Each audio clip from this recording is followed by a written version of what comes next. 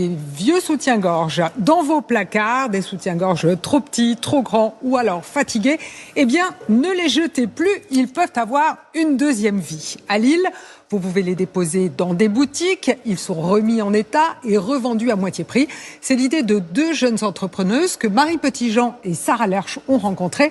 Messieurs, surtout, vous restez avec nous parce que vous ferez peut-être bientôt la même chose avec vos caleçons.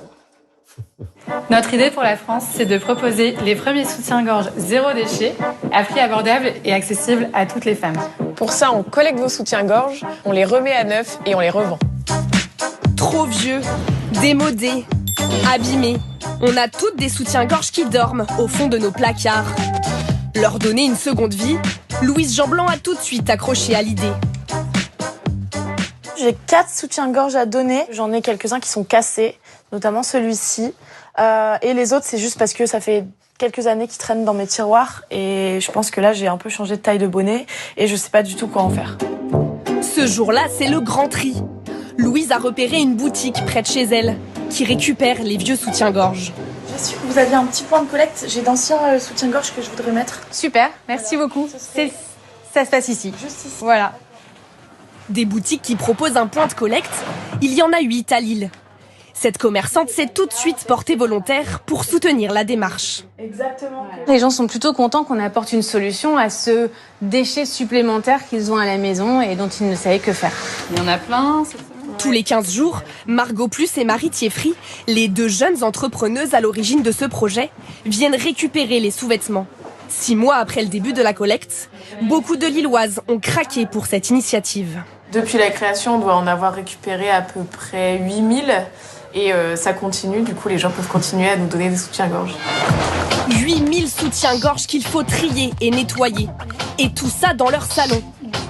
Le nettoyage, c'est la clé du reconditionnement. Il faut rassurer les clientes. Tout ce qui sort de l'atelier a été lavé. C'est aussi propre que du neuf. Je vais retirer encore une fois le push-up. Là, il y a une tache qu'il faut bien nettoyer. Au départ, elles ont pris les conseils d'une couturière professionnelle. Aujourd'hui, elles sont devenues expertes. Il faudra peut-être qu'on reprenne un tout petit peu les élastiques. Chaque sous-vêtement a sa particularité. Sur un soutien-gorge comme ça qui n'a quasiment pas bougé, mais par contre évidemment les bretelles il faut les changer. On va récupérer dans notre petite mercerie d'autres bretelles et comme ça il sera comme neuf. Quelquefois, la réparation peut être encore plus minutieuse. Pour retravailler les coutures, 2 étudiantes en école de mode viennent en renfort. Ce soutien-gorge a une nouvelle agrafe qui provient d'un soutien-gorge qui était destiné à être jeté. On va pouvoir récupérer encore les bretelles, donc on a encore beaucoup de matière. Dentelle, métal, plastique, c'est ce mélange de matières qui empêche le recyclage. Cette petite entreprise a donc opté pour la seule solution, donner une seconde vie à ses sous-vêtements. On garantit une qualité, vous êtes sûr que le soutien-gorge est garanti et en plus il est toujours beaucoup moins cher que le neuf et c'est aussi très écologique. Ultime étape avant la mise en vente sur le site internet, la séance photo. Il est bien ajusté. Ouais, c'est bon. Une fois retapés, les soutiens-gorge sont revendus 40% moins cher que des neufs. C'est un geste pour la planète, une bonne affaire aussi. Claire Guillot s'est laissée tenter.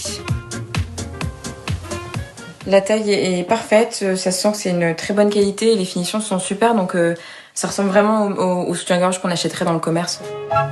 Et comme l'idée c'est de ne rien jeter, les pièces les plus abîmées seront transformées en chouchous et en accessoires de mode. Voilà, on aime bien ces histoires de recyclage. D'ailleurs, ça a un nom, cette tendance.